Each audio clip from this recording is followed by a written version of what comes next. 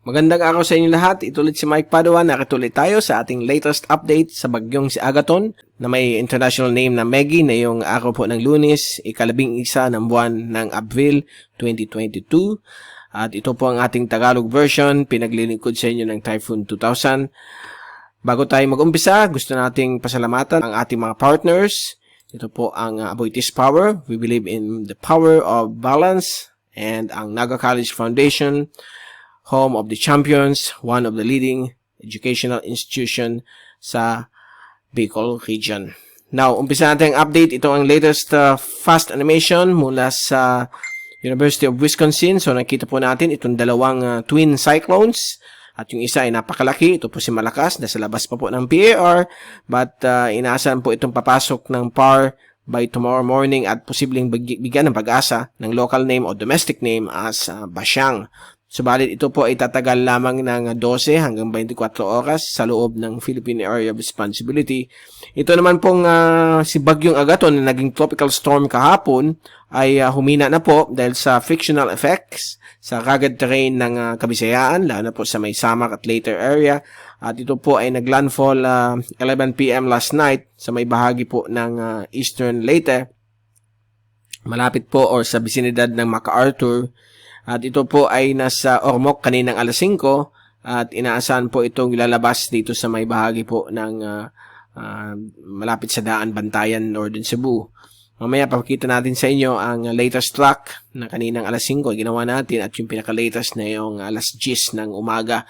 So nakikita po natin nagsisimula pong malusaw itong si Tropical Storm Agaton at isa na lamang po siyang tropical depression dahil medyo sabog na po ang kanyang sirkulasyon. Wala na po masyadong ikot ang kanyang sirkulasyon at patuloy pa rin nagbibigay itong malakas na ulan at ngayon ay nakaka-spread na po ito sa bahagi po ng Panay Island kasama ang Iloilo City, Guimaras at Northern Negros kasama ang Bacolod. So may mga malalakas po na ulan na inaasahan. So mag-ingat po sa mga flash floods, mga pagbabaha, mga overflowing ng river banks, as well as yung mga landslides sa mga upper mountainous areas ng Visayas.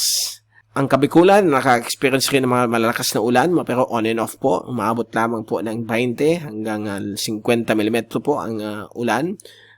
Compared dito sa may Visayas, from Samar, Leyte, Cebu, Negros at Panay, posibleng umabot po ng 50 hanggang 100 mm po ang rainfall na dala nitong bagyong ito.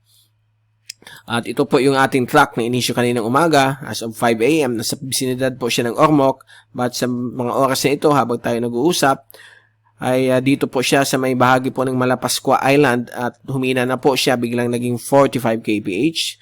At baka mamayang hapon o gabi o bukas ng umaga ay maging isa na lang po siyang area of low pressure, yung tinatawag nating remnant low. So nandito po siya as of 10 a.m. malapit po sa bisinidad ng Malapascua Island, mga ilang kilometro po north-northeast ng Daan, Bantayan sa Cebu.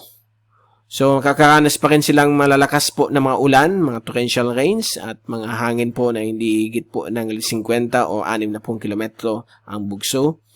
At for the next 24 hours, ito dahan-dahan pong babalik ulit dito sa may bahagi po ng Northern Leyte. At eventually, maging LPA na po ito, yung tinatawag nating remnant low. And then, by Wednesday, ito po lalabas po dito sa may Eastern Samar via Giwan. And likely nandito na po siya sa darating na Miyerkules na umaga. At itong remnants niya, yung mga kaulapan niya ay kakainin po o magsasanib o ma-assimilate po sa sirkulasyon ng malaking bagyong si Malakas. Na yung bagyong iyon, kung nakita natin dito sa satellite, ay inaasahan po itong tatahak panorte sa susunod na 24 oras at gaganyan po siya paalis sa ating Philippine Sea. So yan po ang good news, hindi po ito makaka-apekto sa anumang bahagi po ng ating bansa. Hihilahin lamang po niya ang bagyong si Agaton paalis sa Eastern Visayas at bubuti na po ang ating panahon simula Miyerkules hanggang Easter Sunday. Ito po ang wind signal latest from Pag-asa as of 8 a.m. At binaba na po ang signal number 2, yung wind signal number 2 dahil po sa paghina po ng bagyong si Agaton bilang isang tropical depression na lamang. Kaya since mahina na po siya, nasa unang klasifikasyon, ang signal ay number 1 na lamang.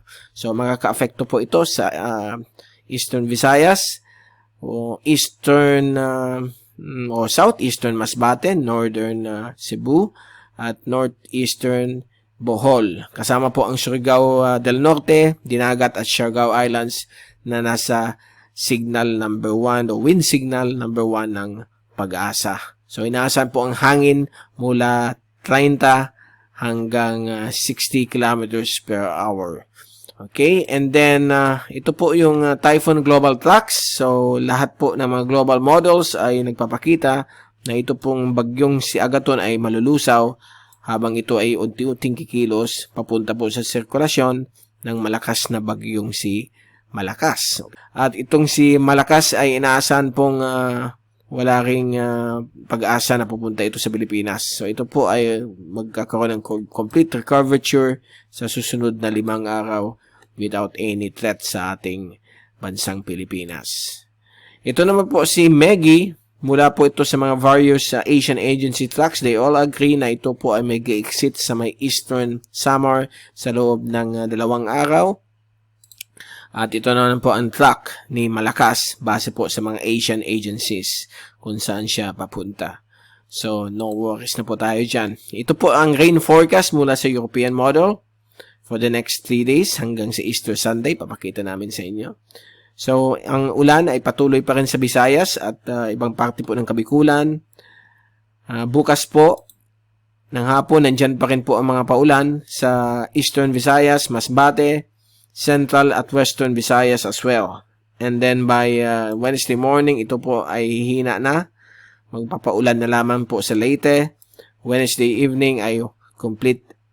Wala na pong ulan. Okay, clear na po ang Kabisayaan at Kabikulan. May mga local thunderstorms na naman po sa Mindanao. At ito po yung remnants ng bagyong si Agaton na inaasahan pong sasanib na po sa sirkulasyon ng bagyong si Malakas. Sa Huwebes, completely gone na po si Agaton. And then, every afternoon, beginning Good Friday, Black Saturday, and Easter Sunday, may mga inaasahan pa rin mga localized thunderstorms, malaking bagay po ng Mindanao, at sa mga maliliit na areas po ng Luzon, tulad dito sa may Baler, meron pong ulan na posibleng bumagsak sa linggo ng hapon, Easter Sunday, but alam natin na ang forecast for more than 3 days ay bumababa po ang probability na pwede pa pong magbago.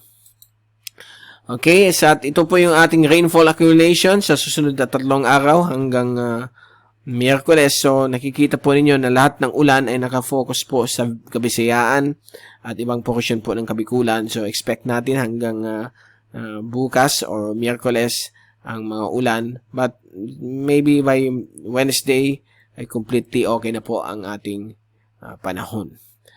So yan po, dyan po natin tinatapos ang ating quick update ng bagyong si Agaton na unti-unti na pong nalulusaw dahil po sa frictional effects sa kalupaan po ng Eastern Visayas, at eventually ito po ay matutunaw bilang isang low pressure area at unti-unting masasanib na po ito sa sirkulasyon ng bagyong si Basyang o soon to be Basyang na si Malakas. At ang good news naman po, itong si Basyang ay hindi po ito papasok sa Pilipinas. Papasok lamang po sa PAR, but ito po ay teritoryo, mga 1,000 kilometro sa silangan po ng Pilipinas. At ito po ang dahilan po bakit tayo may PAR, para malaman natin na may bagyo po sa paligid natin. So ito po ay aakyat na po at hindi na po makaka-apekto sa anumang bagyo po ng ating dagat Pilipinas. So ito ulit si Mike Pado ang papaalam. Kita-kita ulit tayo bukas upang bigay sa inyo ang pinaka-latest sa 2 bagyong ito. Stay safe always. Be #WeatherWiser. Be #TyphoonWiser. At maraming salamat po sa pagpanood nyo sa aking channel.